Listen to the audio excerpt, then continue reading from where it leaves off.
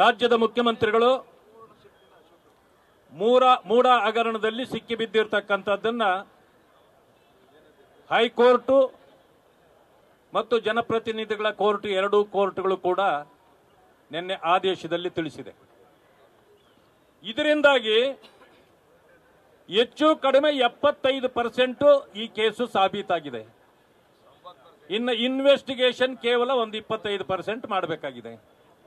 ಯಾಕೆ ಅಂತಂದ್ರೆ ನಾನು ಇದರಲ್ಲಿ ಭಾಗಿಯಾಗಿಲ್ಲ ಅಂತೇಳಿ ಮುಖ್ಯಮಂತ್ರಿಗಳು ಹೇಳ್ತಾರೆ. ಹೈಕೋರ್ಟ್ನ ಆದೇಶದಲ್ಲಿ ಈ ರೀತಿ ಇದೆ, ನೀವೇನು ಪತ್ರ ಕೊಡಬೇಕಾಗಿಲ್ಲ, ಅಧಿಕಾರಿಗಳಿಗೆ ನೀವು ಫೋನ್ ಮಾಡಿ ಹೇಳಬೇಕಾಗಿಲ್ಲ, ನಿಮ್ಮ ಸ್ಥಾನದಲ್ಲಿ ನೀವು ಕುಳಿತಿದ್ರೆ ಸಾಕು, ಆ ಎತ್ತರದ ಸ್ಥಾನ ಎಲ್ಲ ರೆಕಮೆಂಡೇಶನ್ ಕೂಡ ಮಾಡ್ತದೆ. ಇದು ಸ್ಪಷ್ಟವಾಗಿದೆ. ಎರಡನೇದಾಗಿ ಹೇಳಿದೆ, 2 ಸೈಟ್ಗಳ ಬದಲಾಗಿ ನೀವು 14 ಸೈಟ್ಗಳು ತಗೊಂಡಿದ್ದೀರಿ ಅಂತ. ಇದು ಹೈಕೋರ್ಟಿನ ಆದೇಶ ಆದ್ರೆ ಜನಪ್ರತಿನಿಧಿಗಳ ಕೋರ್ಟಿನ ಆದೇಶ ಏನಿದೆ, ಈ ಡಿನೋಟಿಫಿಕೇಶನ್ ಮಾಡಿರೋದೇ ತಪ್ಪು ಅಂದಮೇಲೆ ಇಲ್ಲಿಯವರೆಗೂ ನಡೆದಿರ್ತಕ್ಕಂಥ ಎಲ್ಲಾ ನಡವಳಿಕೆಗಳು ಕೂಡ ತಪ್ಪು. ಇದು ಸ್ಪಷ್ಟವಾಗಿದೆ. ಅಂದಮೇಲೆ ಈಗ ಲೋಕಾಯುಕ್ತಕ್ಕೆ ಇರತಕ್ಕಂಥದ್ದು ಇನ್ನು 10-15% ಇನ್ವೆಸ್ಟಿಗೇಷನ್ ಅಷ್ಟೇ. ನಿಮ್ಮ ಮೇಲೆ ಖಂಡಿತವಾಗಿಯೂ ಇದು ಪ್ರೂವ್ ಆಗತ್ತೆ, ನೀವು ಜೈಲಿಗೆ ಹೋಗ್ತೀರಿ. ಇದು ಸತ್ಯ. ಈಗಿದ್ರೂ ಕೂಡ ಹೈಕಮಾಂಡ್ ನನ್ನ ಸಪೋರ್ಟ್ಗಿದೆ, ನನ್ನ ಬೆನ್ನಿಗೆ ನಿಂತಿದೆ. 136 ಜನ ಶಾಸಕರು ನನ್ನ ಬೆನ್ನಿಗೆ ನಿಂತಿದ್ದಾರೆ ಅಂದ್ರೆ ನಿಮ್ಮ ಭ್ರಷ್ಟಾಚಾರಕ್ಕೆ ನಿಮ್ಮ ಹೈಕಮಾಂಡ್ ಕುಮ್ಮಕ್ ಕೊಟ್ಟಿದ್ಯಾ? ಅಂದ್ರೆ ಭ್ರಷ್ಟಾಚಾರದ ಪರಾನ ಕಾಂಗ್ರೆಸ್ ಹೈಕಮಾಂಡ್?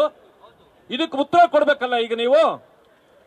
ನಿಮ್ಮ ಶಾಸಕರು ಇವತ್ತು ಒಬ್ಬೊಬ್ಬರಾಗಿ ಒಂದೊಂದು ಸ್ಟೇಟ್ಮೆಂಟ್ ಕೊಡ್ತಿದ್ದಾರೆ, ನಿನ್ನೆಯಿಂದ ಎಲ್ಲ ನಿಲ್ಲಿಸ್ಬಿಟ್ಟಿದ್ದಾರೆ.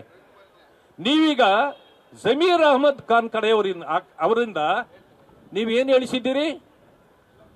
ಈ ಆದೇಶಗಳು ಬಂದಿರೋದು ಪೊಲಿಟಿಕಲ್ ಆದೇಶಗಳು ಅಂತ ಹೇಳಿದಿರಿ, ರಾಜಕೀಯ ಆದೇಶಗಳು.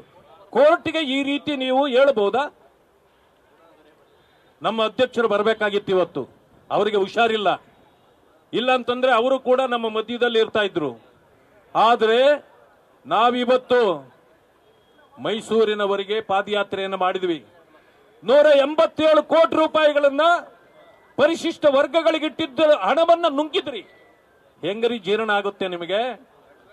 25,000 ಕೋಟಿ ದಲಿತ ಸಮುದಾಯಗಳಿಗೆ ಅವರ ಅಭಿವೃದ್ಧಿಗಿಟ್ಟ ಹಣವನ್ನ ನುಂಗಿದ್ರಿ, ಸೈಟ್ಗಳನ್ನು ನುಂಗಿದ್ರಿ.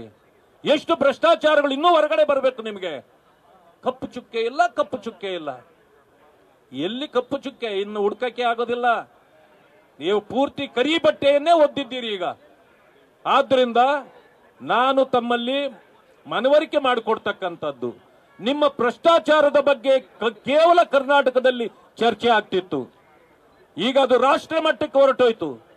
ಬೆಂಗಳೂರಿಗೆ ಇದ್ದ ಆ ಒಂದು ಒಳ್ಳೆಯ ಹೆಸರು ಇವತ್ತು ರಾಷ್ಟ್ರ ಮಟ್ಟದಲ್ಲಿ ಹರಾಜಾಗ್ತಾ ಇದೆ. ನಮ್ಮ ಕರ್ನಾಟಕಕ್ಕೆ ಕಳಂಕ ಪ್ರಾಯರಾಗಿದ್ದೀರಿ ತಾವು. ದಯವಿಟ್ಟು ಅರ್ಥ ಮಾಡ್ಕೊಳ್ಳಿ. ನಿಮ್ಮ ಗೌರವ ಅಷ್ಟೋ ಇಷ್ಟೋ ಏನಾದರೂ ಉಳಿದಿದ್ರೆ ನೀವಿವತ್ತು ರಾಜೀನಾಮೆ ಕೊಡೋದ್ರಿಂದ ನಿಮ್ಮ ಗೌರವವನ್ನ ಉಳಿಸ್ಕೊಳ್ಳಿ. ಪರಿಸ್ಥಿತಿ ಬಹಳ ಹದ್ದುಗೆಟ್ಟು ಹೋಗ್ತಾ ಇದೆ. ನಿಮ್ಮ ಕಾಂಗ್ರೆಸ್ ಪಕ್ಷ ಆಗಲಿ, ನಿಮ್ಮ ಶಾಸಕರಾಗಲಿ ಕೋರ್ಟಿನ ಆದೇಶಗಳನ್ನು ತಿರುಚಲಿಕ್ಕೆ ಆಗೋದಿಲ್ಲ. ನಿಮಗೇನಾದ್ರೂ ಅಖಂಡ ಬೆಂಬಲವನ್ನು ಅವರು ಕೊಟ್ಟಿದ್ದೇವೆ ಅನ್ನೋದಾದ್ರೆ ಅವರನ್ನು ಕೋರ್ಟಿಗೆ ಕರ್ಕೊಂಡೋಗಿ. ನಿಮ್ಮ ಹೈಕಮಾಂಡ್ ಇವತ್ತಿನವರೆಗೆ ಮೊನ್ನೆ ನಿಮ್ಮ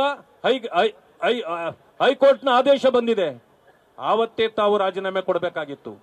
ನಿನ್ನಿನ ಕೋರ್ಟಿನ ಆದೇಶವನ್ನು ನೋಡಿದ ಮೇಲೆ ಮಾನ್ಯ ಖರ್ಗೆ ಅವರು, ಎಐಸಿಸಿ ಅಧ್ಯಕ್ಷರು, ಮೊದಲು ನಿಮ್ಮನ್ನ ರಾಜೀನಾಮೆ ಪಡೆದು ನಿಮ್ಮನ್ನ ಪಕ್ಷದಿಂದ ಉಚ್ಚಾಟನೆ ಮಾಡಬೇಕಾಗಿತ್ತು.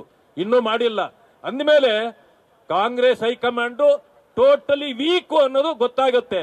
ಖರ್ಗೆ ಅವರಿಗೆ ನಿಮ್ಮನ್ನ ರಾಜೀನಾಮೆ ಕೇಳೋ ಒಂದು ಶಕ್ತಿ ಇಲ್ಲ, ಅವರು ಕಳ್ಕೊಂಡಿದ್ದಾರೆ. ಹೈಕಮಾಂಡೇ ಇಲ್ಲ, ಎಲ್ಲ ಲೋ ಕಮಾಂಡ್ ಆಗೋಗಿದೆ. ಈಗ ನೀವೇ ಹೈಕಮಾಂಡ್ ಅಂತ ತೋರಿಸ್ತಾ ಇದ್ದೀರಿ. ರಾಹುಲ್ ಗಾಂಧಿ ಅವರು ಹೊರದೇಶದಲ್ಲಿ ಹೋಗಿ ಮಾತಾಡ್ತಾರೆ ನಮ್ಮ ಬಗ್ಗೆ ಎಲ್ಲ. ಭ್ರಷ್ಟಾಚಾರಕ್ಕೆ ಸಂಪೂರ್ಣವಾಗಿ ಇವತ್ತು ನೋಡಿದೆ ನಾನು, ಟ್ವೀಟ್ ಮಾಡಿದ್ದಾರೆ ಅಂತೆ, ನಾವು ನಿಮ್ಮ ಬೆನ್ನಿಗಿದ್ದೇವೆ, ನೀವು ಮುಂದುವರಿಯಿರಿ ಅಂತ ಅಂದ್ರೆ ನಿಮ್ಮ ಬೆನ್ನಿಗೆ ಚೂರಿ ಹಾಕ್ಲಿಕ್ಕೆ ಪ್ರಾರಂಭ ಮಾಡಿದ್ದಾರೆ ಅಂತ ತಿಳ್ಕೊಳ್ಳಿ. ಇವ್ರು ಯಾರು ಬಂದು ನಿಮ್ಮನ್ನ ರಕ್ಷಣೆ ಮಾಡ್ಲಿಕ್ಕಾಗೋದಿಲ್ಲ. ಮೊದಲೇ ಹೇಳ್ತಿದ್ವಿ ನಾವು, ಕರ್ನಾಟಕ ATM ಆಗುತ್ತೆ ಕಾಂಗ್ರೆಸ್ಗೆ ಅಂತ. ನೀವು ಅದನ್ನ ಸರಿಯಾಗಿ ಪಾಲನೆ ಮಾಡಿದ್ದೀರಿ. ATM ಮಾಡಿ ಬೇರೆಯವರ ರಕ್ಷಣೆಗೆ ಹೋಗಿ ನಿಮ್ಮನ್ನ ನೀವು ಹಾಳು ಮಾಡ್ಕೊಂಡಿದ್ದೀರಿ. ಇವತ್ತಿನ ದಿವಸ ನಿಮ್ಮ ಫೋಟೋ ಎಲ್ಲಾದ್ರೂ ತೋರಿಸಿದ್ರೆ ಮುಖ ಮುಚ್ಕೊಂಡು ಪಕ್ಕಕ್ಕೆ ಹೋಗ್ತಾರೆ ಜನ. ಅಂತ ಪರಿಸ್ಥಿತಿಗೆ ನೀವು ಬಂದಿದ್ದೀರಿ. ಇದಕ್ಕಿಂತ ಹೆಚ್ಚು ಕೆಟ್ಟ ಹೆಸರನ್ನ ಪಡ್ಕೊಳ್ಬೇಡಿ. ಈ ರಾಜ್ಯಕ್ಕೆ ಕೆಟ್ಟ ಹೆಸರು ತರದೆ ರಾಜೀನಾಮೆ ಕೊಟ್ಟು ಹೋಗ್ಬೇಕಂತೇಳಿ ತಮ್ಮಲ್ಲಿ ಆಗ್ರಹ ಮಾಡ್ತೇನೆ. ನ್ಯೂಸ್ ಫಸ್ಟ್ ನಿರ್ಭೀತಿಯಿಂದ ನಿಮ್ಮ ಪರವಾಗಿ.